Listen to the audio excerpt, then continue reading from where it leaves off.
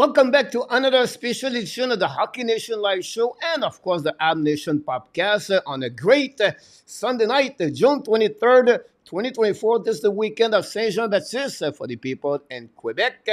They are already on the 3 days holidays. Hopefully, an amazing, great time with your family and your friends. We know Saint Jean-Baptiste, well known for the French people, and they celebrate very hard. So I always miss that time of the year. But I know you guys, you're doing well and ready to rock and roll, talking about many subjects we have tonight on this special edition of the Sunday night.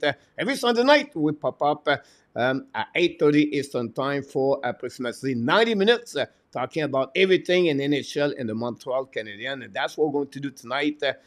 On this special edition, the week of the NHL Draft 2024. I'm sure many of you are getting excited to see what will happen for the Montreal Canadiens, but also for the rest of the other team. Many teams are looking maybe make some trade. So it's going to be a very excited week for the hockey fans. And don't forget, July 1st is the unscheduled free agency start. And this is another time of the year where the NHL is really big for the different NHL team. Tonight, you see me alone, but I'm not alone. We have a special co-host every night this week, guys. We have special guests.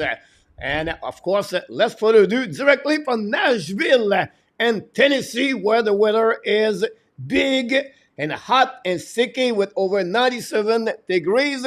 Ladies and gentlemen, he's back in the house, Mr. Michael Divino.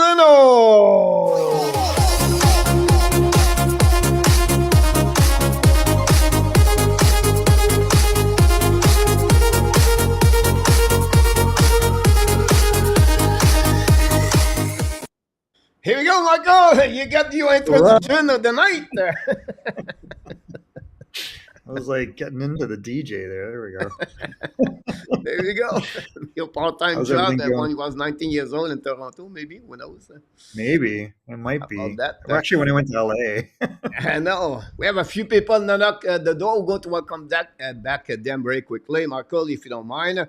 William McClary back in the house, but William play hockey this Sunday night, so I'm sure he just stopped by, say hi. The Sharks, your neighbor, Wood, friend, Sharks is in Nashville, Tennessee also. Big fans of the Predator. Jean James, welcome in the house. Claude Richard, Ottawa, capitale du Canada. De retour avec nous ce soir. And Artap, the co-host of many other shows, will be with us in Artap Tuesday night and Thursday night. With Michael. Michael's coming back with us Thursday night. And then Friday night, and after will be with me for the NHL Draft Live. And Saturday, we're going to do also the second round of the NHL Draft. So don't miss those all those live streams we got for you every day this week at 8:30 p.m.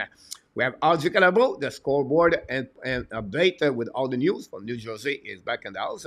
Notre ami Patrick Lewhite, Mr. Money Man, welcome back.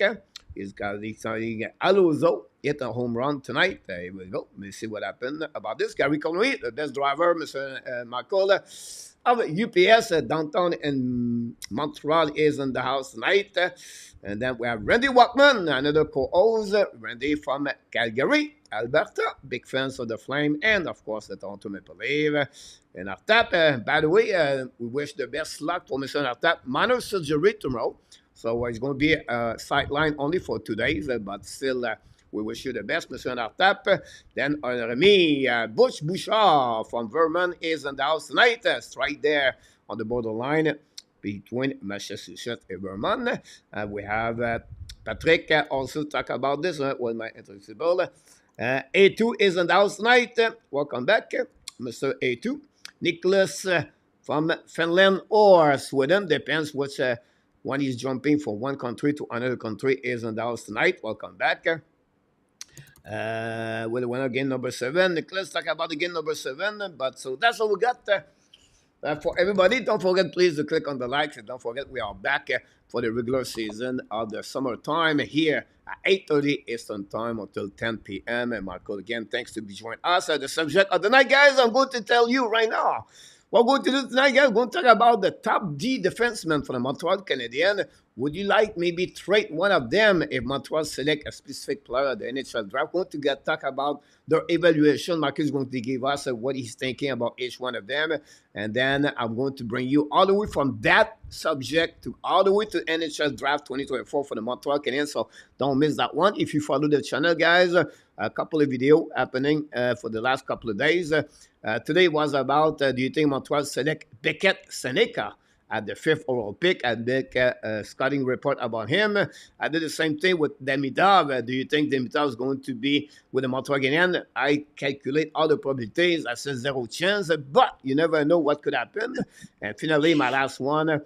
Do you think Montreal could select Kaiden Guhle over his injury? So there are 3 videos I did for the last 2 days you can watching. I'm going to produce 2 videos per week this week for the channel because we got the NHL draft. Of course, a very busy week for everybody, and Michael is one of them. Bring all his knowledge about the NHL draft. We know many of them. But first of all, before we talk about the Montreal Canadiens, I'm going to hang in there, guys, with 2 big news in the NHL, and Michael is going to give us a bit more information what you think about those news, and we can go start away, and then the chat, guys, you can add your comments about this. The big one is coming from the Flyers. The fact is Matvei Michkov. It looked like for the last 24 hours, this could happen. Michkov could join the Flyers at some point. The rumor is around the NHL at this moment with the SKA. What do you think about that situation, Michael, for Michkov? Draft 7 overall pick, if I can recall it properly, by the Philadelphia Flyers last year in 2023. And many times they would push back Michkov out of the top 5 because it was his negotiation, his contract, and the way it was treated and U.S. and Russia, and plus the situation with the war. So they was not expecting him to maybe an NHL in the next 4 years. But look like right now they have a really possibilities to see him with the Flyers for upcoming season. So give us a little bit more what you think about that situation. Meanwhile, I'm going to show you guys a couple of clips of Michkov. Go ahead, Michael. So I mean, he's a highly skilled player with big time goal scoring capabilities. There's been a lot of drama in the last year and a half about him in the KHL. He's property of SK St. Petersburg. There's a very scary situation where his father was found after missing for 2 days after going out for a walk at the bottom of a pond, and his father was trying to get his contract shortened or nullified. They buried him in Sochi because they were trying to force him to sign. From what I was told by my contacts, that he had a 1 or a 2 year contract that would basically turn into a 5 year contract. So they're really strong arming him and trying to scare him. So for this to turn around is pretty interesting. Russia's in a weird situation with the IIHF and even the NHL. Like, we know that there was no Russian players at the combine. So Gold Star had their own combine in Miami, and yet, they're able to interview and then get drafted, of course. So that's weird. And it puts them in another nebulous situation because they haven't let Russia into the World Juniors or the World Championships and presumably the Olympics because of the war. So, I think all bets are off. There's a real wild, wild west element to this. So now enter like about a week and a half ago, and Michkov is signed with CAA and Pat Brisson, who's like, the super agent of superstars. And the word is for $1 million, they're going to let him out. So, and you'd been hearing like about a couple months ago, the coach in SKA St. Petersburg saying allegedly, well, Matvei's going to continue his career in the NHL next year. So he was preparing for it, but you don't know what to believe until this is a done deal. I mean, there's just so much like angst and drama around it. But if it's true and they're getting $1 million to let him out, kind of like a soccer transfer fee, the transfer fees, I looked it up, ended in 2008, Pierre, between the IHF, like between IHF member teams like in the KHL and the NHL. So this would be kind of an interesting precedent, but it's pretty dramatic. This is a kind of guy that could come in and be real impactful, like he might be a 30, 40 goal scorer in a couple of years. Yeah, absolutely about that. The talent is still there. The skill is still there. Obviously, the last 2 years, like you said, he was loaned to Sochi. Yep, Sochi, yep, where the Yep, Olympics were, yeah. And yep, that yep. there was a real bottom end team, and he wanted out of there, after the death of his father. And I think he's just, there's a lot of strong arm tactics going on over there, right? So it's a little bit wild. When I talked to my friend at Gold Star, he had kind of said that it was just a real, he was the first guy that kind of clued me in, like, no, this is legitimately a wild, bad situation. That was a year ago in Nashville at the draft. And they had a similar situation with one of their players who they got out to go, the goalie for Nashville switched to them, and they managed to get him out early, which was good. But they were trying to do the same thing to Askarov. Yeah, So that's one it's because the Michkov is because he still have a contract with the team, and they right. try to negotiate like the SKA ask request a lot of money, but they have an Yep. agreement between the NHL and the NHL or the NHL and the KHL where if you get a players, you get a limit money in return, right? It could be 300, 400,000. Now it's double, and I don't know Yep. it would be Triple. acceptable for the NHL to accept that kind of deal or not. So this is what I'm looking for, the agreement, what could happen between the two teams, and if the NHL is going to accept that deal. But again, the big news is if Michkov back now play an NHL next year is, it's a big news for the Flyers. They was expect at least they took a chance, maybe become a home run for them. But again, on the Maybe. flip side, for the Montreal Canadiens fans, they will like a A2 in the chat. Um, people will remember that you always compare the Rehbacher career versus the Michkov career. That's just not fair. But, this is what they are, the situation between both, and we'll see what it will develop. Again, last year, Montreal could get Michkov, but he up they take Rehbacher, and I don't know it's a mistake or not. The time would tell us, honestly, we cannot, after 1 year, to say, oh, this is a big mistake by the Montreal Canadiens, because the time, we have to see the development and progression of the career the next couple of years, and that's what would tell us to compare the. What? So, if I keep seeing this angst about it, like I don't think you can worry about it at this point. Like Ryan Backer, according to our European scout, he said he's the most NHL ready D in this draft. That was a year ago, and you see he's come over to Laval. He's got better offensive tools than we think. He's very quiet, but he's mature. He's lanky. He looked terrible at the draft, by the way. Like when you saw him, it was like, oh my god, this guy looks like he's really out of shape. He Yeah, didn't look. He looked kind of like weird, just got a weird body type. He's kind of like Gumby, But I don't know. He looks like he could be a top four defenseman like right now. Like if again, the time will tell us what could happen again in the yeah, next couple if of he's a years. number 3, 4, who cares? Yeah, exactly. Then another big news coming from the Jet, Mr. Michael. This was shocking a little bit, everybody. He decided to returning for the third year with the Michigan and NCAA. It's rare when you are the first one pick by any team in NHL. You play 3 years in NCAA, so there's something under the water between them. And then finally, we got that news the last 48 hours. So I would like to get you. What do you think? First of all, the case. It looked like he's not going to play with the Jet. It looked like the Jet could maybe trade him right away this week.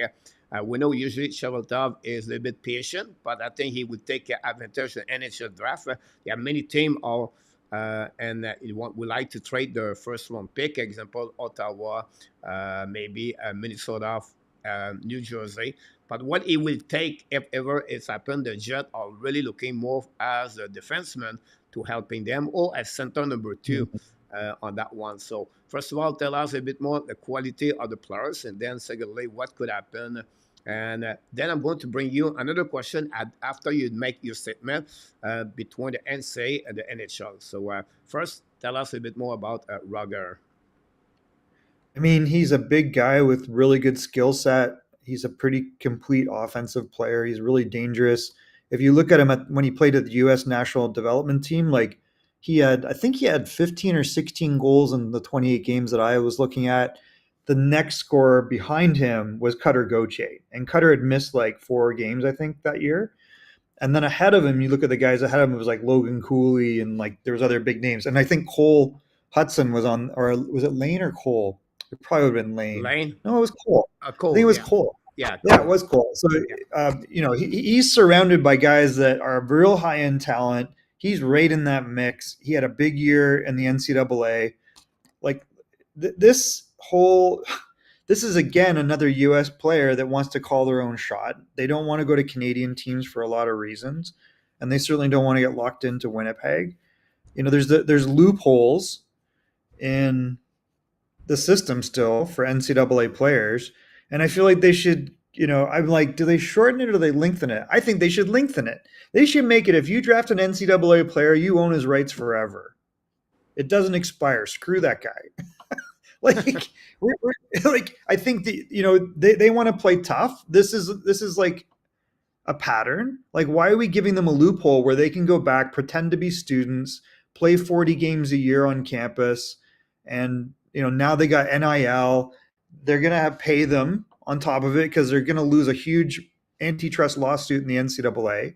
So they, presumably they could go to college and get paid above board in the next year.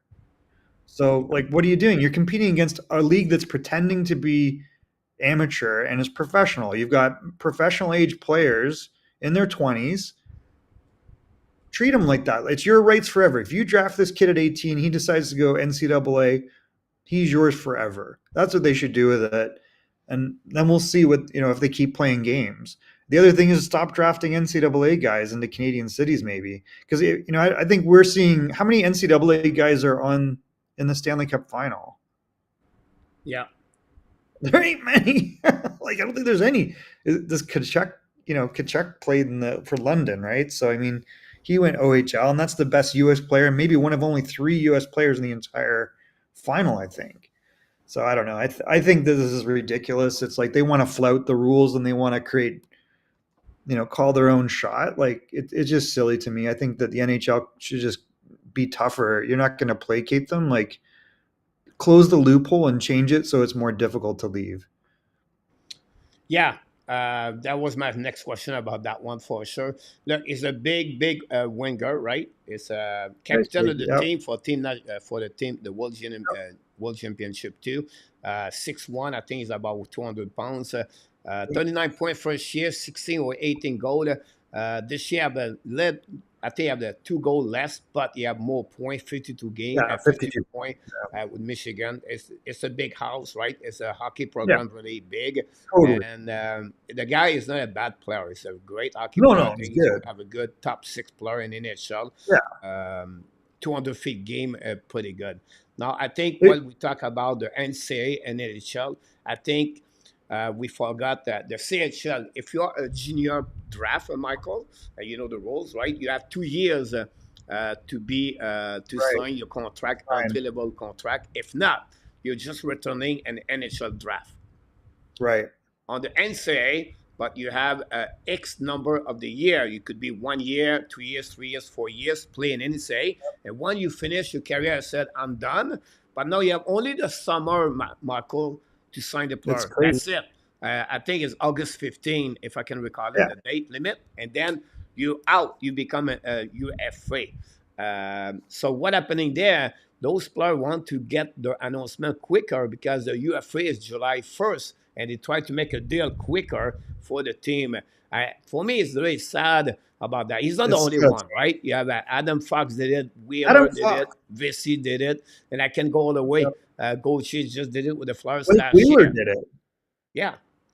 So I don't know the real deal or what would be the best deal to do, what they would be good, but I think it's not fair at the end of the day for the team pick a players. Then after a couple of years, they decide to move out, and this is I think it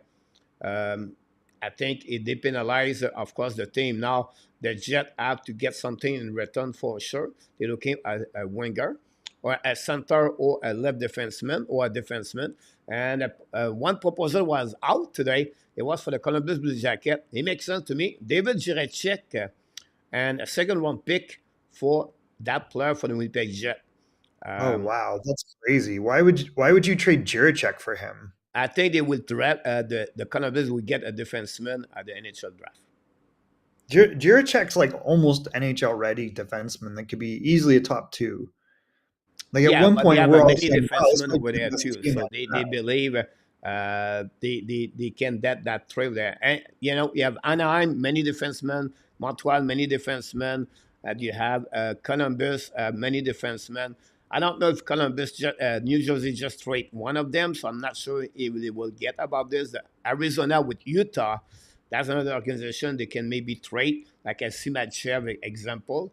They are Maybe. possibility they can look about this. So they have different team could looking for that, but I think the Winnipeg Jets are targeting this, or they're looking for a center number two, where it could be a prospect I recommended. So again, this is another big news around the trends and around around the NHL. Montreal Canadiens fans, some make a proposal to trade Guhle to get this guy, or to trade Oh my God, no! Why? uh, Why do you want him? to get. Why would anybody want this guy? But they feel Like like you're not he going will to win be with them. a good prospect forward. And I'm going to talk about this next 1 minute, so I don't want to talk too much about that. So that's the reason I did not to go deep about the Montreal I Canadiens wouldn't making want him. trade for that players. But this happening about this for the another trends in the NHL. So we want to just clarify two things for NHL. We want to see more on the Montreal Canadiens, and then talking Yeah, about the game number 7, Mr. Nartap, Mr. Marco, Marco Menartap. Now I'm going to get from Marco. everybody. I know everybody. We're going to talk about game number 7. They will be excited tomorrow night, and then we're going to talk about the NHL draft. So the next subject we got for everybody in the chat, guys, it's about the Montreal Canadiens evaluation left defenseman at the Habs Draft 2024 also. So I mixed both of this together. I mixed some kind of question I'm going to ask for everyone in the chat, and follow the purpose of the exercise. There are no right, we are no wrong here. We just try to talking about the subject, because this is one the people, fans are looking for the Montreal Canadiens. Who is going to select at the 5th overall pick? Is it a forward? Is it a defenseman? Who's going to be on the board? Dimitrov, Lindstrom, Zeev, I can go all the way like that. So what I decided to do for everybody here tonight, guys, I decided to go that direction, and Michael is going to helping us because Michael, he does a lot of prospect. He's been a scout for many years with Red Silver Tips, and he see many of them at young age, so he can 90% talking about each one of them. And so what I did, guys, tonight on this exercise, go to evaluate the the left side of Montreal Canadiens. Is it possible Montreal trade one of them to get something big in return? Like every year, Montreal Canadiens trade Romanov for Kirby Doc. Last year, they trade number 31 and 37 to get Alex Newhook. Is it Montreal Canadiens select a player like that at the NHL Draft 2024? But we are talking, guys, 4 players. Hutson, Guhle, Xhekaj, and finally at the end, we're going to talk about Mike Matheson.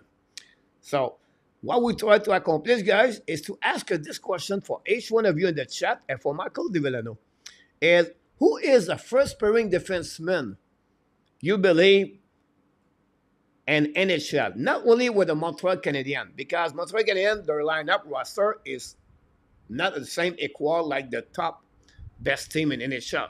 But which one of them could become the high ceiling or the development and going to become a first pairing defenseman in NHL?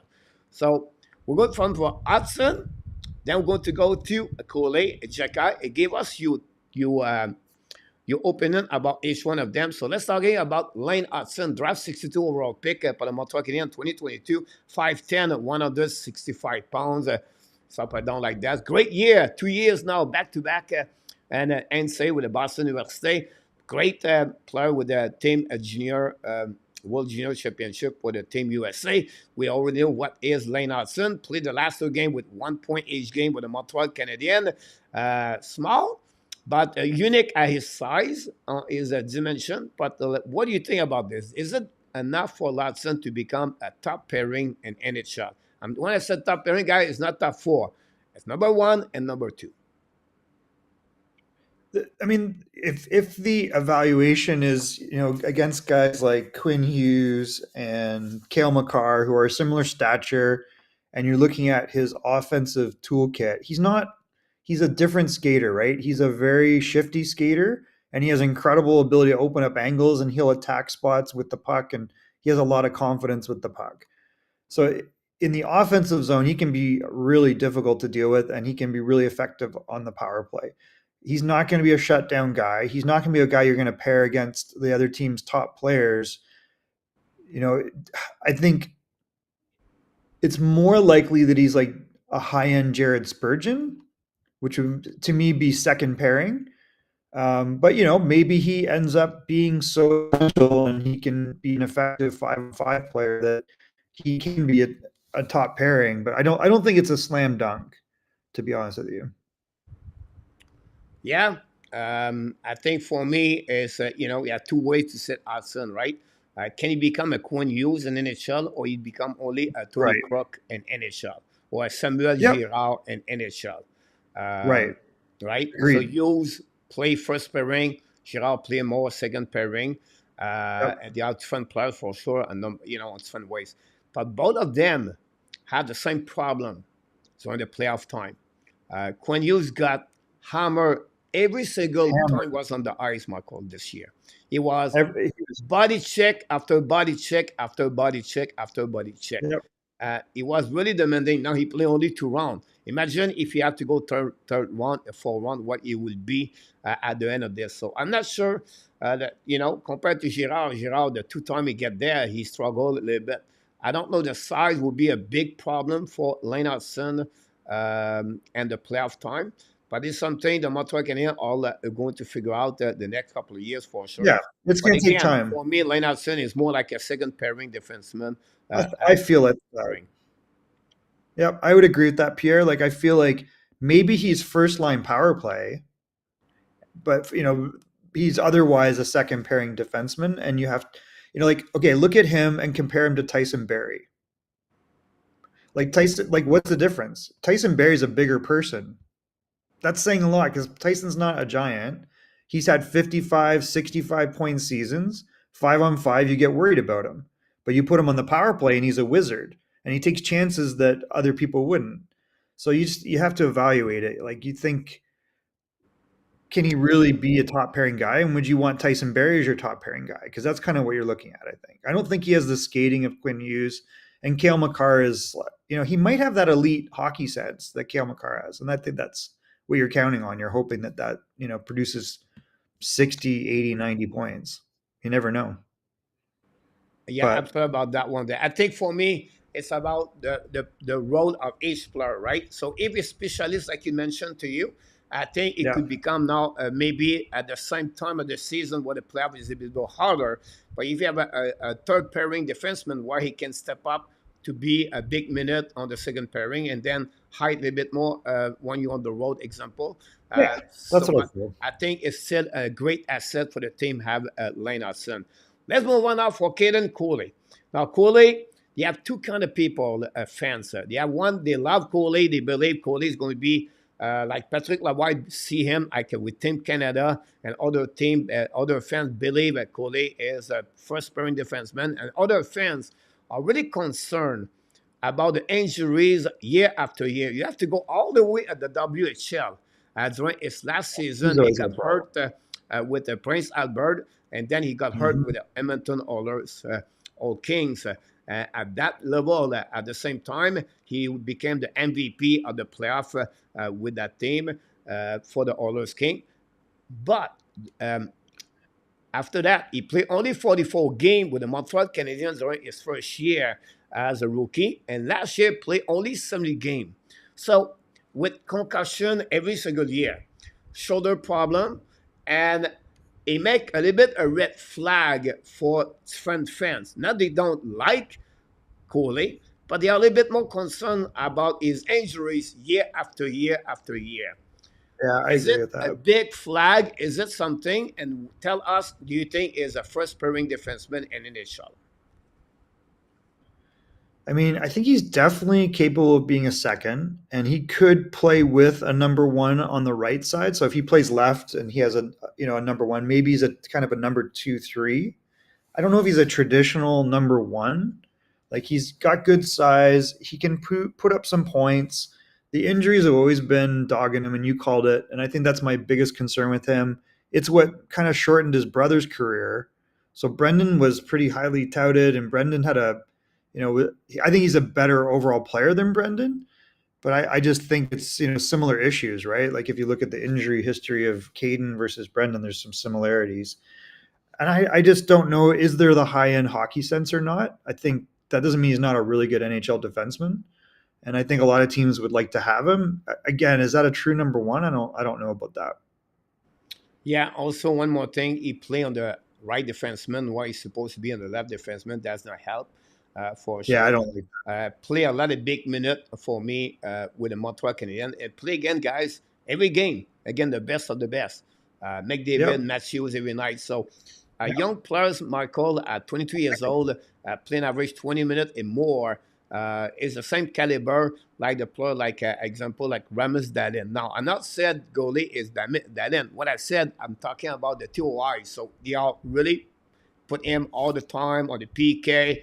He played a big minute for Martin St. Louis in the last 2 seasons about that. For me, is a borderline second pairing, is a borderline, Michael, second defenseman and a third Yep. defenseman. He's right there. He does not I'm have, right in with my you. opinion, everything to consider him like a Victor Ekman, a Roman Ozy, Right. those kind of prototype elite players, defensemen about that. I think Guhle is a I agree. mix of Slavin and NHL, right? And that's the kind of player I'm talking about for that. So 6'3", 200 pounds, great. And this may be overall on the left side, the best defenseman and the future Montreal Canadiens. Again, his name is on the table, on the market, to maybe trade him. We're going to talk about this a bit later. Guys, stay with me. I had a great comment, guys, in the chat. I read each one of them when Michael talk. Don't listen to what Michael said. He said a lot of great things. It's just like I try to pick up everybody in the chat, everything like that. And a lot of things talk about Guhle. And I think we'll see what's happening. Now, number 3 is Xhekaj. Now, of course, the question is, it's not fair for him to put him on the first pairing, but let's give a little bit the tweak of that question. Can Xhekaj become a second pairing defenseman, or is honestly a third pairing defenseman? And can Montreal trade him or not? Because he's have another kind of style unique, like Lane Hutson. Xhekaj, he brings physicality, big size, 6'4", and he's not bad with a great slap shot, and he brings some kind of offensive. Yes, he has a lot of work to do, like any other defenseman at young age. Defensively, cap control, skating, crossover, backwards, and a push on of the stick, push on the ice on the defensive side. I can go like this. But question Yep. that one. Is it possible he become a second pairing, or he would be more a third pairing? And is it good enough to stay with the Montreal Canadiens? So put this together, Michael. Take your direction about that one. I mean, first of all, I think he was overlooked because of the cancellation of a season, and then it was very eye opening what was going on with him in Hamilton. So it was like, whoa, this guy's big, he's mean, he can shoot the puck, and he played very well for Hamilton, the OHL. And then I think he's very capable of a role in the NHL. If you look at his first 95 NHL games, he's got like I think like 7 or 8 goals, which is not bad at all. So he's got a reasonable click. I think he had 11 points in the AHL when he was sent down. So I mean, he's definitely in the mix, and he's probably got a little bit better offense than we say. I don't know if he's got high end skating to your point, but he's going to make a lot of room out there, and he's going to stick up for teammates in an old school way. And I think if he's a third pairing defenseman, you're pretty happy. If he can, I just wonder if he can chew up the minutes on the second line or not. Like, is he a 20-minute night a guy, like 20 minutes a night guy? Or is he more like you're going to play him 16 really good minutes? He's going to play hard against everybody, and he's going to punish guys so that when your third and fourth liner out there, maybe he's killing penalties, maybe he's, spelling the top two. he's a really valuable player that maybe doesn't cost you a lot. Yeah, I'm sorry about that. It's a player that obviously have some kind of injuries year after year. And the last year, one left shoulder, one with right shoulder. He's become maybe Mr. Bionic with the 6 million men for the Montreal Canadiens. But we'll see. Look, for me, Michael is a third pairing defenseman. And Yeah, if he I feel become that. a solid defenseman that way, it can jump in a second pairing defenseman. That'd be great. Um, he can play at the level like I know Luke Shine is a first pick. I think Luke Shine is a first round pick, right? Yeah, he was like a top 9 pick or something. Yeah. But I not said compare Xhekaj to Luke Shine about the Similar. kill, but he bring those physicality like kudos example, right? Those Yeah. kind of players are make a fun road and more important during the playoff. If Montreal become a team in the playoff example, Xhekaj play a specific role when Montreal Canadiens on the third pairing, and then you can see the same thing happening with Hudson example on the power play. Obviously, Michael, that's the reality in front of us. I know maybe a lot of fans here does not like when I said that. The hockey is changing, Michael. The hockey is not about like in 1970s where it was all about every face-off a fight. The hockey changed in 1980s and 90s when they opened up. Let's take care about the hooking, everything like that. Now it's about space, it's about speed, it's about transition, and they have less. You have no fight anymore in hockey.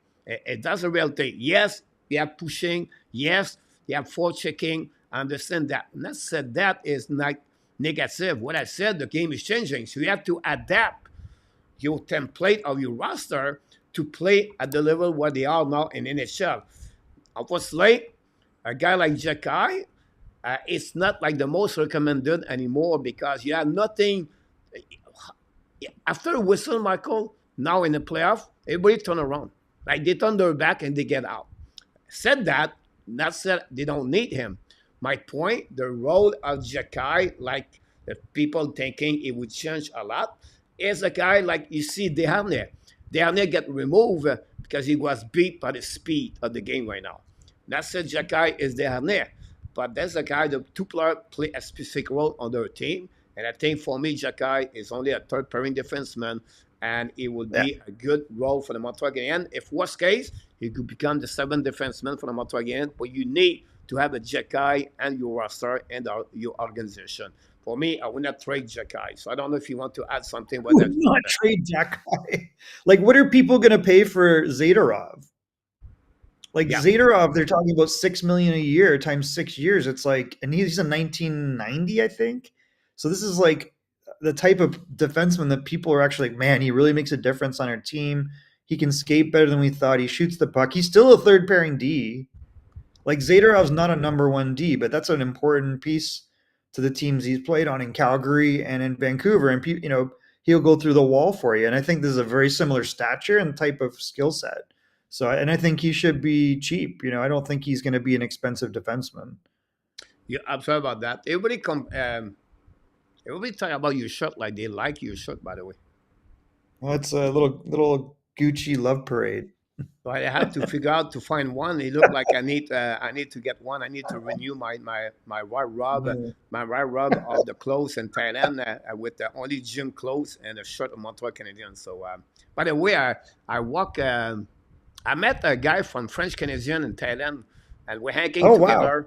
And they have a bar, French Canadian, French Quebecois, uh, beside me, maybe like a 5 mile. Anyhow, I went there, and then I saw a guy walking with a Chicago Blackhawks, Jonathan Taze, on the back of Wow! his jersey. Yeah, I see a couples. I see Buffalo Sabers. I see Boston Bruins twice. I never see Montreal Canadiens yet. I see a Toronto Maple Leaf guy. He was cooking food.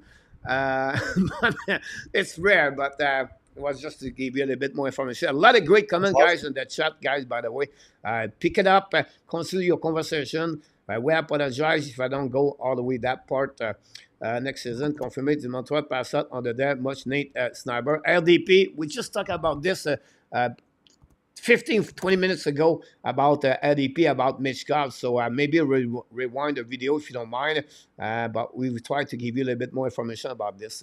Now, let's move on for my next question here. um, for Michael and the rest of the team, right? Oh, forget about this. We forgot Matheson. Oh yeah, Matheson.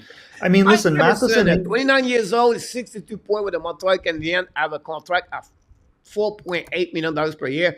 He was the number one defenseman if you calculate the value of the point versus the money he makes in NHL. So he was approximately at $78,000 per point. This is what Mike Matheson, like anybody, Michael, some defensemen carry on offensive side. They are a little bit difficult on the defensive side. He's not a complete player, and he never Yeah, been recognized, I think, at the level he played the last 2 years with the Montreal Canadiens. Suddenly, he surprised many of the fans because he played a really high hockey for the Montreal Canadiens. Played 25 minutes per game, 62 points, top 10 at the most point in NHL. Obviously, the defensive side of the game is not what is the best, but again, many defensemen with offensive they struggle on defensive side. Said that, is it time Montreal Canadiens to move Mike Matheson or to keep Mike Matheson because he is a French, not because he's French, but he's a leader. He carries on a lot inside off ice and on ice and off ice. Can we, Montreal Canadiens, not suffer without Matheson for the upcoming season? I can put this all together. But what do you think about Mike Matheson overall? It was a first round pick by the Florida Panthers a couple of years ago, trade for the Pittsburgh Penguins, and now with the Montreal Canadiens. And it reminds me a little bit more the Brendan Montour. When I said that, Michael, it's not about the style. I'm yeah, talking about did the compare. late development of the players. Like Montour, he developed at 27 years old in NHL, 25, 26. We knew with Montour, you're going to get a solid defenseman. He just take a little bit longer to reach that level. I think Montour play. If you put Montour on the first pairing, you're in the trouble, Michael. If you You're in put trouble. Yeah, Montour on your second pairing, he carry on a lot of good things for the team.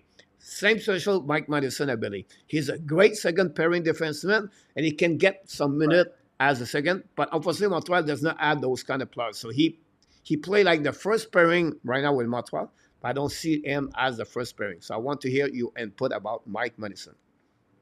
he's not a number one defenseman. He's not probably even a number two. He's probably a really high end number three. He's inexpensive at 4.85.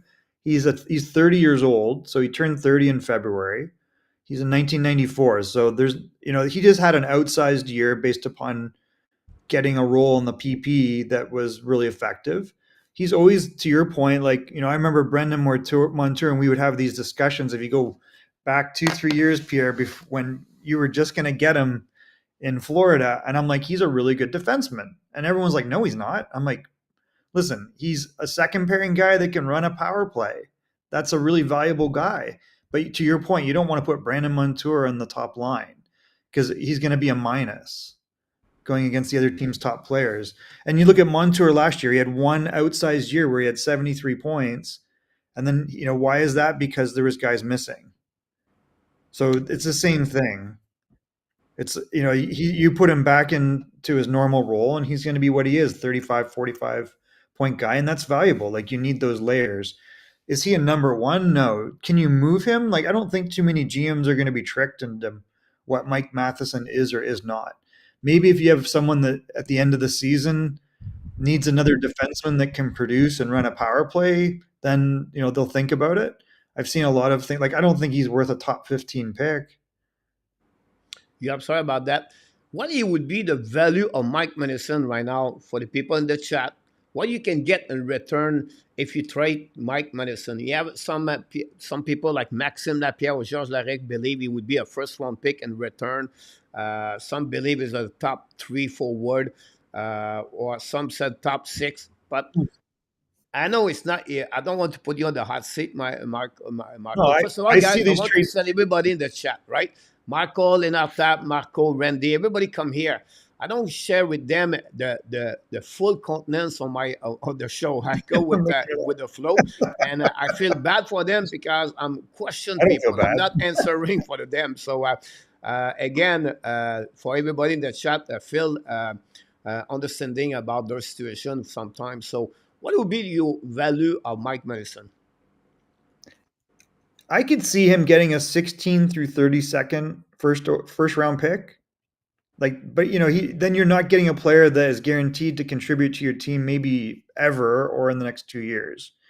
So that could happen, but you're taking a productive, inexpensive player off your roster, and you're looking at him going, well, he'll never be our number one, so let's get a first round pick. But I can't see him getting, maybe you get 14 or 15, but like if you're Detroit, you have a number 15 overall in the first round.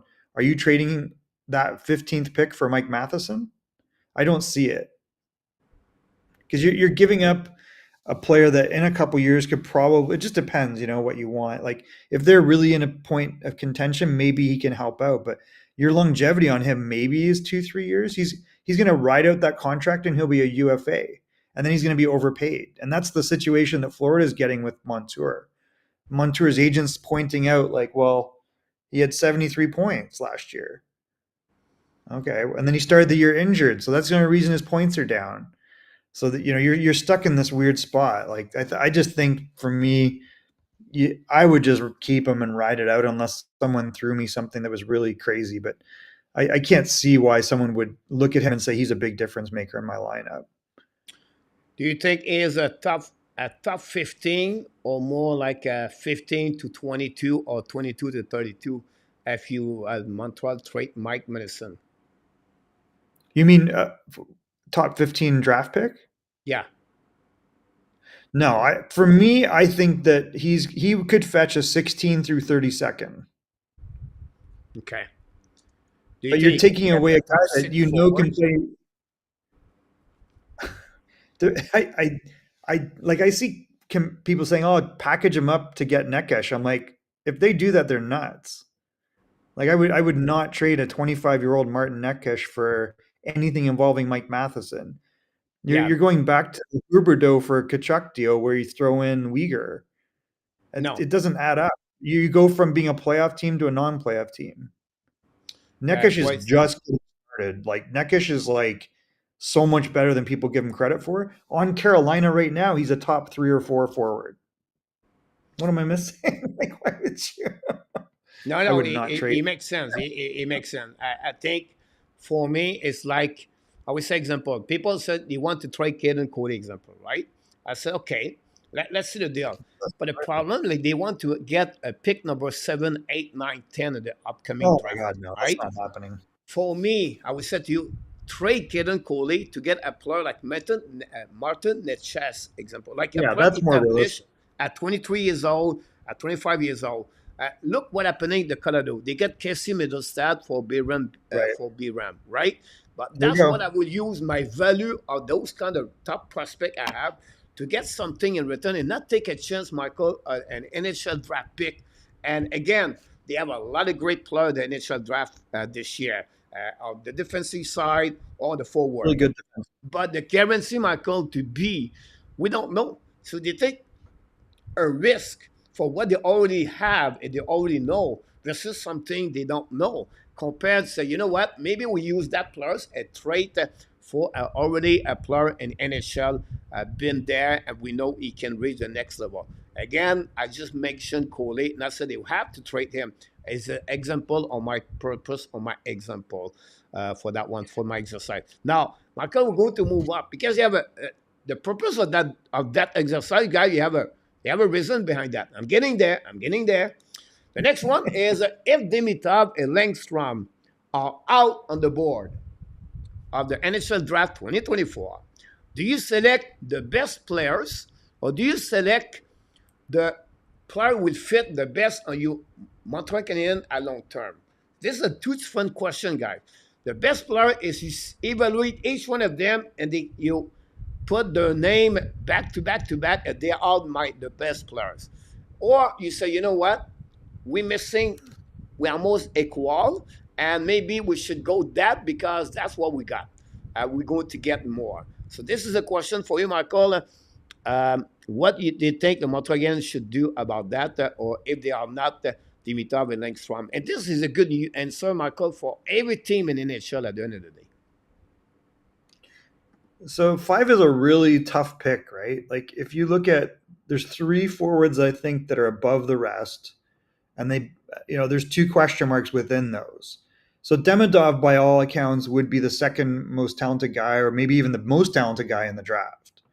And I think he's not a guarantee to play. Like he probably won't play next year, and it's most likely the year after. So you're not going to be in a rush if you pick him, but you're getting him because you think that's a game breaker. He's as good or better than Michkov. He's got all the same similar skill set, and he's bigger than we thought. We see he's almost 6'1". When he got measured, I don't know if you saw that, Pierre, but he measured in at 6'1.5". Yeah. So he's a little bit bigger. So there's less concern there that he doesn't look built, but he's 190 pounds apparently. So you can see if he in a couple years he's actually going to be a pretty strong player. So if he's not there, then you go to Lidstrom. You've got legitimately a big issue with this disc. This is not something to ignore. Like I think if I'm number 5, I'm really worried about this. So then you go, well, I want to pick a forward because I have all these D, but we just went through it, Pierre. Like, where's the guarantee in D? Like, if you have the opportunity to get Sam Dickinson and you think Sam Dickinson is a top 2 defenseman in the NHL, like I think Sam Dickinson could be a 1-2. Worst case, he's a 3 in the NHL. Like, if he's a 4, you're shocked because he's such a complete above average player. You look at guys like, I know people project Buium. I don't know if I'm ghosting there or not. You think Buium, you think Parak could be real high end offense, but he might not. I don't think he's Quinn Hughes. I think he's more like a second pairing high offense again. So you're right back to the same situation, right? So I don't know. I think you just pick the player you think, regardless of position, you bite the bullet and you get the best asset because you want to know this is someone that's going to make the team within the next couple of years, and he's an asset that'll be inexpensive and play. And if he forces someone else out of a job, then we trade that guy. And I think that's what you do because you're just trying to stack assets at this point. Yeah. Yeah, you need it. Honestly, you need it. The chat guy, he's on fire. Don't forget, everybody, to click on the like. That'd be awesome. 2 questions about that. We know you're close to Gold Stars. You just explained what's going on with Dimitrov. He gets a little bit more vibe after they met the team, and he knows now he's bigger, what he expects. So maybe Dimitrov could be out a little bit earlier. But are you concerned about Linkstrom injury? Big time. A lot of people in the report and feel like it's all good. Now, I didn't read it, and it's just what I assume and what I read. So I don't know about this, but only I will set my call. I think it would be more fair question. Forget the injuries, all right? He's had no injury. How do you feel about Kaiden Linkstrom? Is it a top 5 or a top 10? Now, remember, guys, he was an old players in NHL and the WHL this year. He is one of the oldest players in NHL. He is very physical. He's a bigger player. So sometime at 20 years old, 18 years old, you have to consider those information about him. He have a great shot. He have a great skater. I make a report about him a couple of days ago. I'm really impressed by him. But what do you see Linkstrom? Well, I mean, listen, he's a really good package. He's big. He's got some meanness. He can skate. He can shoot. He's a bit of a Cy Young type player where he scores more goals than he does get assists. So you got to look at it. Like he was on pace for like 54 goals, maybe like 46 assists. That ain't bad, right? Like he was going to have a really big bang up year. So if you say, well, that he can maintain that, but having they were trying to downplay this. But then you look at how long he's been out. He did come back, which was weird to me that he came back because now they're like looking at it and they go, "Oh, I'm still healing." He goes to the combine. He says, "Oh, I'm healing nicely." That's weird to me, right? Like, if you're still healing, what's the injury? Then it comes out he's got a bulging disc. Like a bulging disc is not something that just magically goes away. You either have to wait it out and through exercises, and you hope that it releases pressure on it. But the likelihood of that going back is really, very high. And then the other problem is if you have to correct it by surgery, that's a downhill battle. So for him to be that age, he's a 2006, right? Like he's very young. it definitely really worries me. And if I'm picking fifth and I go, listen, we're going to swing for the fences and he's still there, we're going to take him. But if you do that, Pierre, and he can't play in your training camp, if he's still not ready to play in your training camp, are you worried? Yeah, of course. A lot of people compare He it to might not Chris be ready. Kreider. Chris Kreider? Yeah, Yeah, I think you're saying, hey, is he a Chris Kreider who is a 30 consistent 30 goal scorer from the wing, plays a true power forward game? I think he's probably got that type of ability, right? You look at Quinton Byfield, like he took a little bit of time to develop, right? And he didn't have back injuries like this. Like, Quinton's a monster of a person. Like he's another level. If you see him off the ice, Pierre, you're like, oh my God, he is a big man. He's probably 6'5", 225, 230. And it took him a little while to get there. But you would watch him and he would lose battles on the boards. If you look at the way he scored goals, he would score on breakaways a lot, which he was not going to get in the NHL. So he's had to evolve his game a little bit. And that took time, right? It took like years and years. So if you're taking Lindstrom, you have to know this is a significant injury that you don't pretend is nothing. And even with him healthy, it might take some time just because his game has to evolve probably. yeah, yeah, absolutely. On the This upside, it's huge. we'll see what could happen if one of the top four could select Lindstrom for sure. And now for Montreal Canadiens, we're going to conclude that purpose of that exercise because Montreal Canadiens, it could be Seneca, The Igela, back prop. Kaiden, Zeev, Buium, Dickinson, Parek. Is it a defenseman or forward? This guy is depends. If Dimitrov and Langstrom is out of the picture, and I believe if Dimitrov is still there, I believe he is the best players right there compared to the rest of what I'm just mentioned to you for the forward. But if Langstrom is in the picture, it's not necessary to select him. But if you're Montreal Canadian, because the question earlier said, do you select the best players? If you select the best players, which one you were going to select for the Montreal Canadiens? I mean, I look at Dickinson's performance in the Memorial Cup and regular season, and I look at that package, and he reminds me so much, Pierre, of Jake Sanderson. Like if you had Jake Sanderson play in the CHL, I think that's what you would have seen. He's quiet with the puck. He makes the right decisions. He's above average in every single category. He skates like really, really well. You don't even realize how fast he is, and yet he's pitching up and beating you. So, and he's got offensive, really good instincts. Does he have like super high end offensive instincts? Like, do you look at him and get as excited as you do about Parak? Maybe not, but the rest of the package it's almost like he's too good and people get bored by it because he's not like a flashy guy, but he does pinch up. He does carry the puck. He does exit pucks. He does run a power play. Like, so you go, okay, is this guy a number one, number two defenseman? Like Jake Sanderson just signed for an $8 million contract. Like how many years in? And that could be him. He could chew up 20 to 23 minutes a game as a first pairing D. So if you look at that, you go, well, I really want a forward. Okay. Or do you want a guy that's going to play for you for 12, 13 years? And anchor a top pairing. And I think that's a risk to me. It's interesting to look at Seneke because he had a great playoff.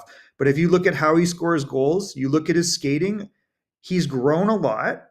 And, that maybe you could go, oh, you could just write it off and say he doesn't have separation speed, but he's got great skills, which he does. He has little guy skills and a big body now. Yeah. And maybe his feet need to catch up. But I worry that, he's dangling guys in scoring areas. And I don't know if that's going to translate with him. He's a bigger target in the NHL, and you have to make sure a guy like that has separation speed. Guhle is a really intriguing player because he plays a pro-style game. He's got more offense than people give him credit for. You can play him with really high-end players, and he, you never know. Like he could be a 25, 35 goal scorer. Is that enough? If you get him at fifth, are you happy with him being, maybe getting 8, 10 goals his first year, maybe 15? And then working his way up to being a 25 to 30 goal scorer? He could be that guy, and he'll be a really character player. And you never know. He might have a higher end ceiling than that because it's not like he's a bad offensive player. Catton, the big issue there, he is so good, Pierre. He's so smart. He absolutely turns defensemen inside and out in the WHL.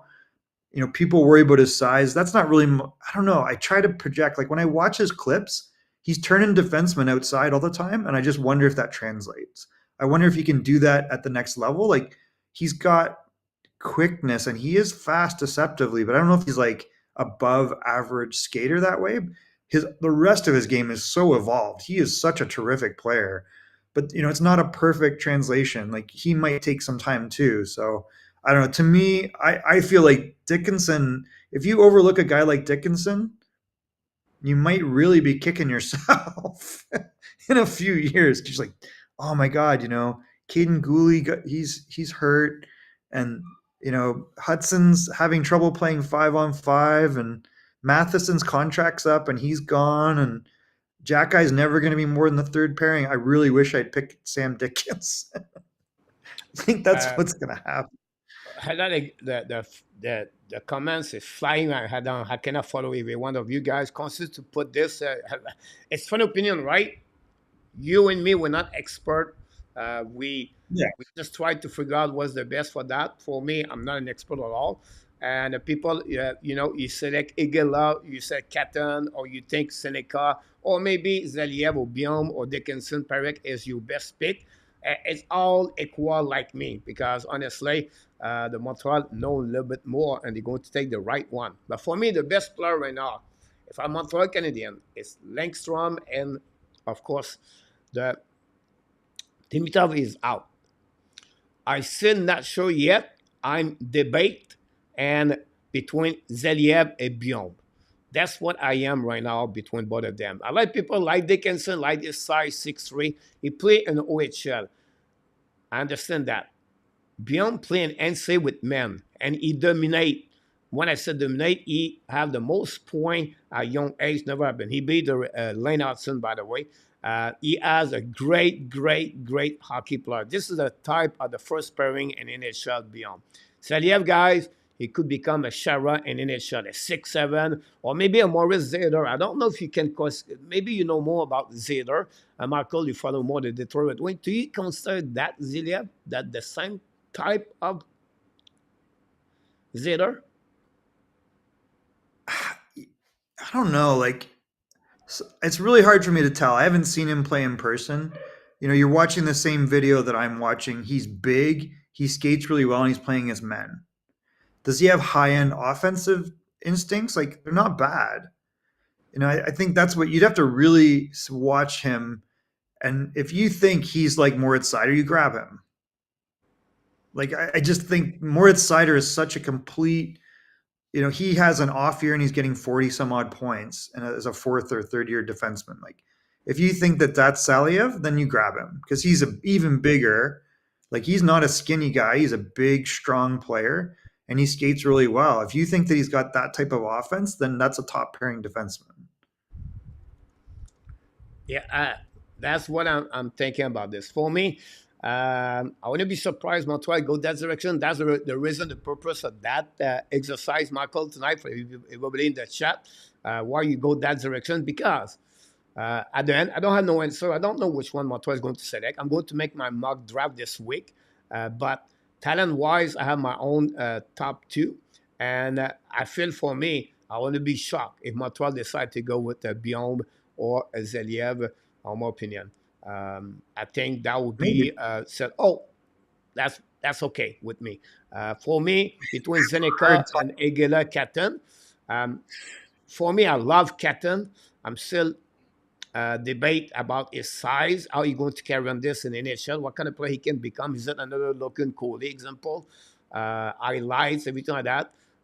Those kind of talented players, Michael, when you said I'm worried about this, they find a way, Michael, to Find a way. adjust themselves with the space or the speed of the NHL. Again, the time will tell us. For me, Igala is really the one. Is not for me. He's going to be a great hockey player in the NHL, but maybe not a top five. Now we know what the Right. daddy did about that. So we talk about the top five right now. So that for me, Seneca, love it, right? But I don't see top five. I see more between 7 to 10 and on my prospect draft Oof. back for Yeah, select. yeah. As far as prospects, yeah. Exactly. I mean, he could be real high end, but you're with what else you have there. I look at Berg. Here's the problem with Cadden, right? What is he? Is he going to be a centerman in the NHL? Probably not. He's going to have to move to the wing, I would guess. So then that might help him. But then what is he on your roster? Is he going to be your third best forward? Is he going to be your sixth? And that's kind of what you're down to, right? Like, is he going to be able to contribute, Damon? Is he going to be a guy that bounces around a lot because he can't get big time numbers, and the coach doesn't like the rest of his game? So if you don't have him project him like, oh, he's going to take a top 3 spot on my team, do you really want him on your second line? And if he's not on your second line, he ain't anything. I think Captain bring also on power play. I think he's a guy that is a playmaker. He would bring you Sure, a lot of great things for that sure. on that one. So again, you guys in the chat, we have about I don't know how many people. We have all different ideas, and we are not all agree with that. Imagine around the table, Montreal Canadiens with Jeff Gordon, Ken Hughes, Pobrave, Lapointe on the front table, and then you have about 20 more people around them, and they all do the same thing we're doing right now, guys. They talk each other. They try to sell it. Some of them watch Yeah, other players more to anybody. Do you know, that's Michael, how this works anyway? But this is happening there. You try to sell the player. Say, look, I see him over there, and they're going to go all the way those exercises, guys. We talk about the yeah. fervor pick. Them, they have to go through all the players, guys. All the players of them. They have to select. They have to figure out what it would be the best player available for them a long term, and they have other characteristics we don't know. The attitude, the work ethic, the character of the player. Yes, we heard, but we not feel them at all. And I think those interviews at the Buffalo at the combine helping the team to understand a bit more the players. And then after that, I believe, Michael, I don't know if you heard that, but I think the team will not hesitate to talk with the coach the players. I think they will talk maybe with front players, and I think they would go a little bit more deeper. One, they said this is the area of the narrow this at 3 players example. I think they make it again go deeper about the players. Unfortunately, we don't have those Yeah. information. That's what Uh, interviews are for, and talking to coaches and then analytics and everything else. And then you got to go with your gut. So I think, if you look at Berkeley Catton, the comparisons that I would think in my brain could be Jeff Skinner. Jeff yeah, Skinner was a 7th overall draft pick that scored 50 goals in 60 games in the OHL. He doesn't have a traditional explosive skating style, but he's able to get around guys. But he's a very similar stature. They're very similar size, and he's had a lot of success and scored a lot of NHL goals. But he's going to always have challenge because he's going to be trying to push up here because his numbers may say he should be this price point, and then he's going to get moved because guys like, I don't want to pay that because I know he's got these other deficiencies, and that's potentially what you have with Catton. I don't know if he's a centerman. Like, do you have Berkeley Catton as your second line centerman?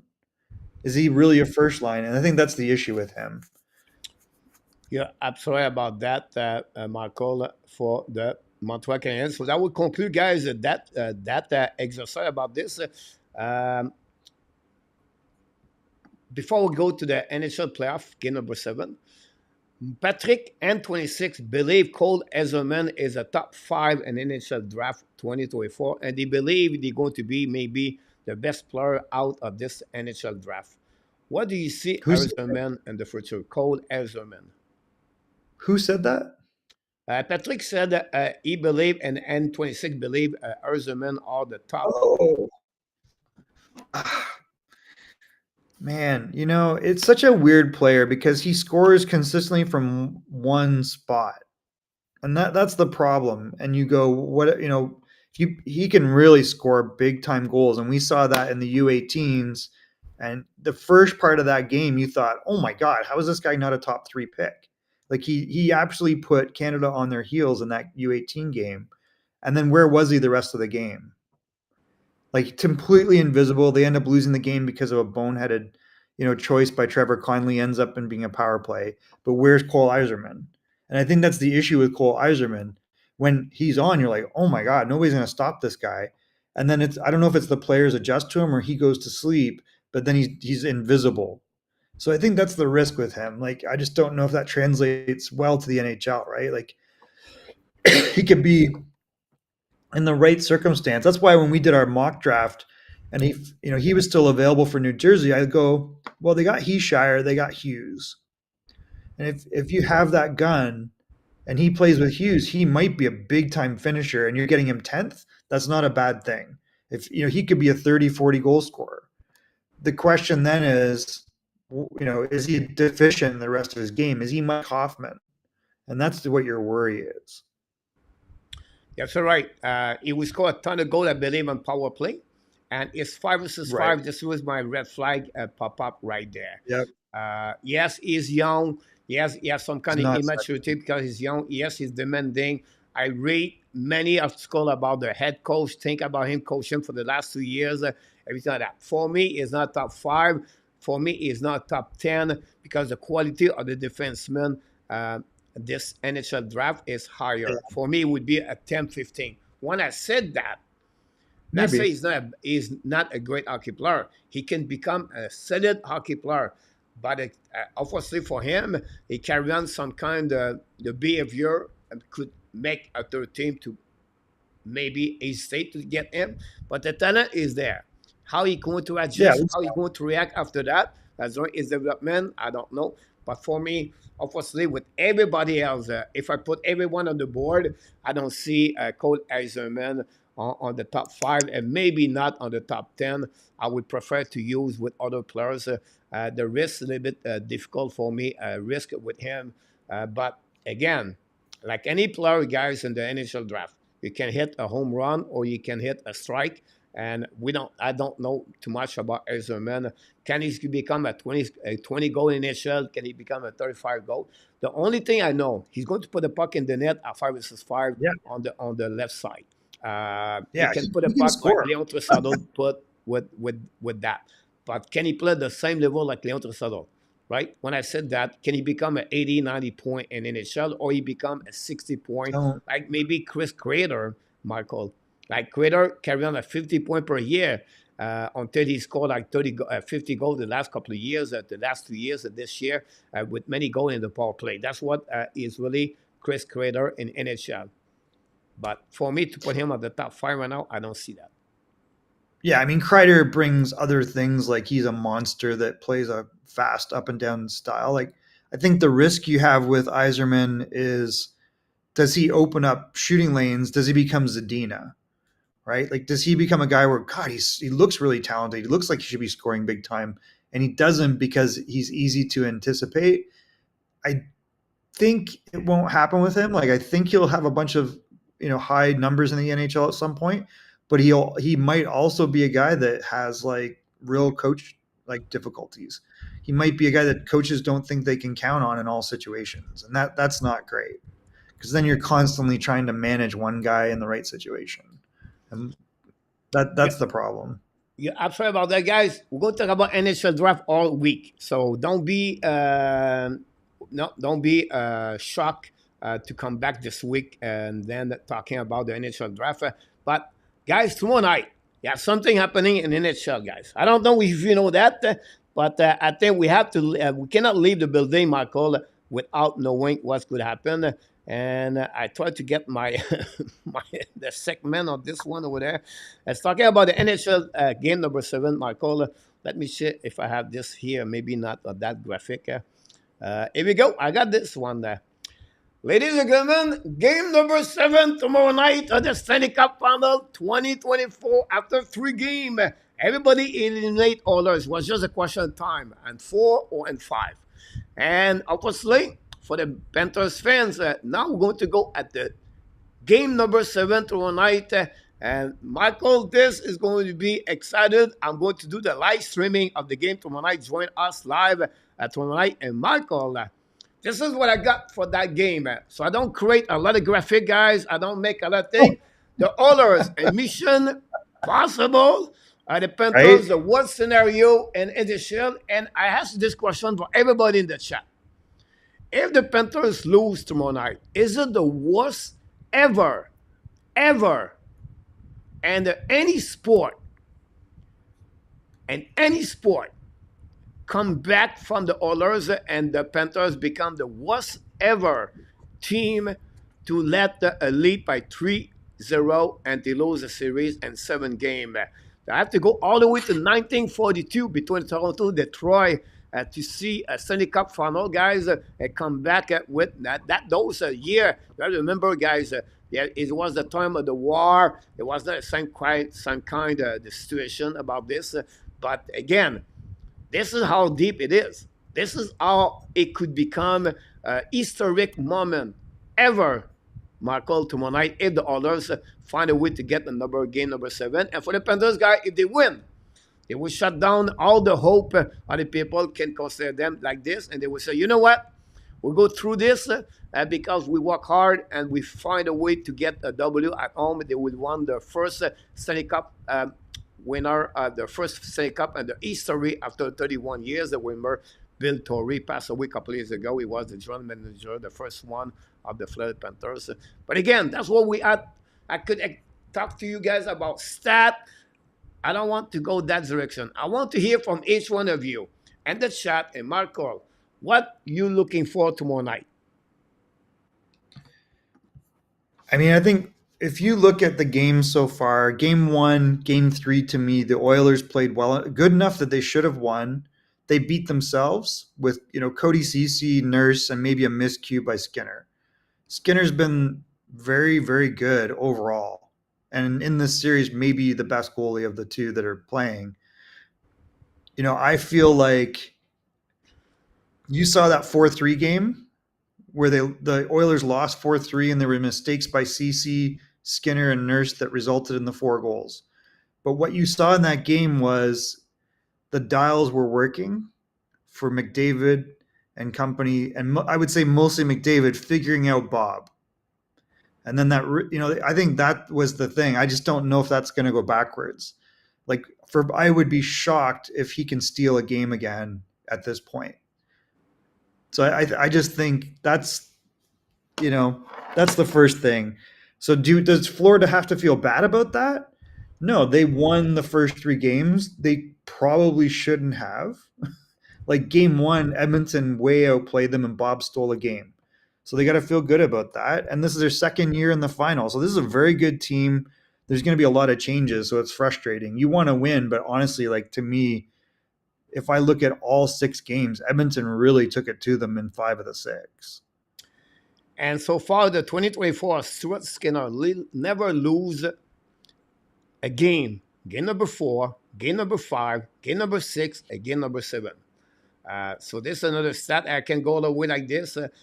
We are going to maybe see something never happen and ever, in my opinion, and it will maybe never happen again. And this is going to be, remember, a team where they start with a 294, if I can recall it, 31 thing in November. Changed the coach, came back with a new coach, and then they go a long straight of 16W, come back on the race, finish strong the year, and then you have McDavid. After 3 games, it was out again. The Oilers, the comments and the fans. Because no goaltender, the defenseman, and I can go all the way like this. And then suddenly, the 8-1 game, the Bobrovsky lost completely his point of the game. And then from Bobrovsky to win the Conn Smythe to become maybe a 0 at the end of this. This would be really, look, guys, I was born in Canada. I live in Florida. I work with the Florida Panthers organization. My heart, honestly, is both ways. So I would just accept I don't have no preference or favorite team to win. The only thing I would say, Michael, I always said the underdog and the historic or something, always advantage or me to thinking that way. So, and for the Panthers fan, they call me, Michael, they text me, and they think of what I'm thinking about them, and we'll see. But tomorrow night, guys, what a great game. Game number 7. This is the last game of the year season. 2023-24 was a wild season, by the way. And we'll see what could happen. It could be to one way to another way. which team are going to finish it? Is it the Oilers right now with the momentum of the playoff series at this moment? Is it the Panthers step up back, and which player are going to step up to become the MVP of this game? And honestly, Michael, at the end with 5 minutes to go, no doubt in my mind, whatever is the outcome of that game and the playoff What a series, series. McDavid is going to be the Connie Smythe MVP. Whatever the Panthers win, I only see me McDavid win it. Are you agree or Maybe. disagree? It's hard because I can't see him accepting the trophy if he doesn't win. But for sure, he has been like, we are seeing one of the top 3 players ever in the NHL. Like, it's really, if you think of how hard for the last 20 years it's been to score goals in the NHL and what this guy has done, and it's kind of clued teams in that, hey, you can play this style and win, and you can change games. It doesn't have to be, oh, whoever scores the first goal is going to win the game. And that's the way it was for a very, very long time. And he's done it in a style that, now there's players coming along like him, where he's got these short, quick crossovers, and he's quick changes, and he accelerates without having to slow down while still controlling the play and moving the puck. Like, we are seeing a historic player. So I do think he is the most valuable player no matter what. Who knows how the game turns out tomorrow? I think it's always a coin flip. It's game 7 of the Stanley Cup final. All bets are off. It's, winner takes all. And that's like, we could not have asked for a better like series than this. Like, what an incredible series. It's pretty incredible, especially like you said, how they started the year like 2-9. Yeah, sorry about that. It's just crazy when you think about this. And again, at the end of the day, guys, Crazy. McDavid and Twissadol, this is their dream. This is what they build together. Everybody talk about the Stankos, Kucherov, Vasilevsky, right? They talk about Malkin and Crosby, the Ovechkin won the Stanley Cup. And then you got McKinnon. You take 8-9 years. This is what they are right now. They have one more game. You cannot motivate more them. This is a danger for the Panthers. Like, those 2 players right now, they are looking for that. They dream about this, and this is what they want. They will give everything. I don't be surprised tomorrow, guys. The coach, the Oilers, put Tressadol and McDavid, guy, for 25 minutes, 26 minutes tomorrow. Maybe. They will play at 2 line if they have to. Both sides, backup's going to be on the ice many times. And the key, is it Skinner? Is it Bobrovsky? That's what I feel for that game tomorrow night. But I'm excited, guys. Join me live. I'm going to do that one over there. Michael Deveneux, it was a pleasure to having you tonight on the great show. And for everybody, guys, to let you know, the schedule of the week. Tomorrow night we do the game. But Tuesday night, NRTAP, join me live for the NHL Draft. Wednesday, we have Marco Larabi and Franks for the hockey, for the Montreal Hockey Now. And then Thursday night, Michael Deveneux join me again for the NHL Draft preview night. And then Friday night, NRTAP, me, and many others going to join me during that evening, watching live the selection, the first one. Guys, I work hard to make all the graphic for the Friday night.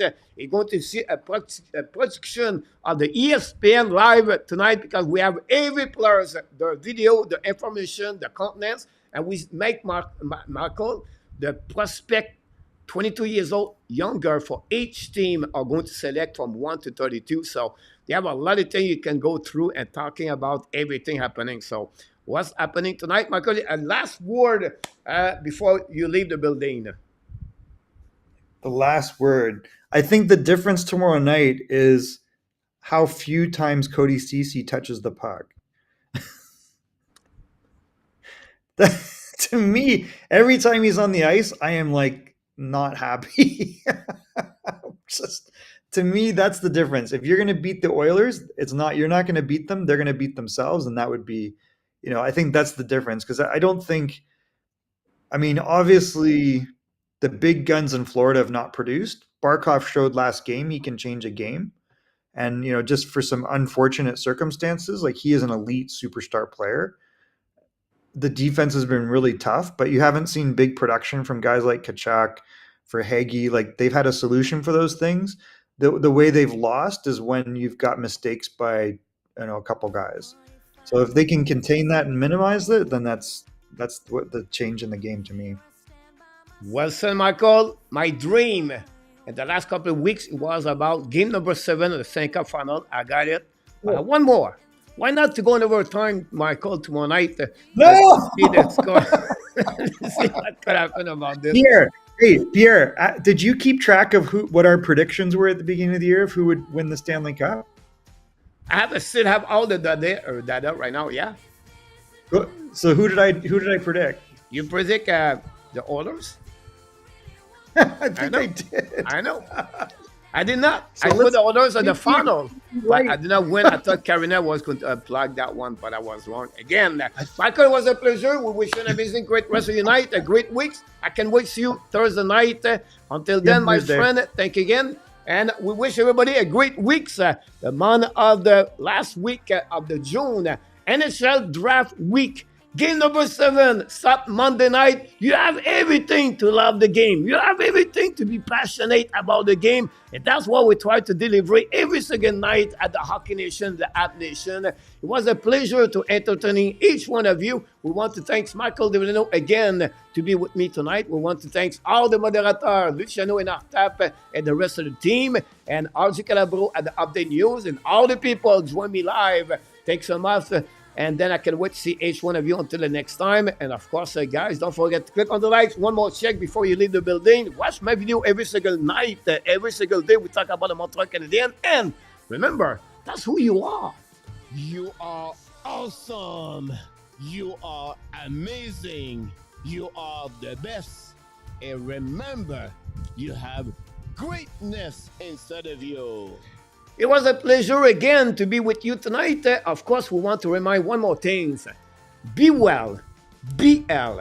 Find a way not only to dominate your day, but find a way to dominate the first half of what, ladies and gentlemen? Your 2024. We wish you and everybody from the people in Quebec, the French people like me, happy Saint-Jean-Baptiste, bonne fête Saint-Jean-Baptiste. Celebrate properly the right way with your friend and your family. And of course, I can wait to see you until the next time. One more thing, I want to add one more thing for each one of you. I wish good luck for Artap, the co-host and my best friend. Is going to be a minor surgery tomorrow. And the Hockey Nation, I show the App Nation want to tell you one more thing. We love you, friends. Have a great night, everybody. See you tomorrow night, 7 o'clock, 8 o'clock Eastern Time.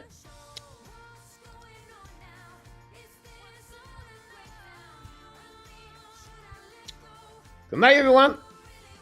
À la prochaine. Like A2 said, Paul, it was a pleasure to see you tonight. Paul, hopefully you're going to come back. Everybody have a great night. Oh. Booyah!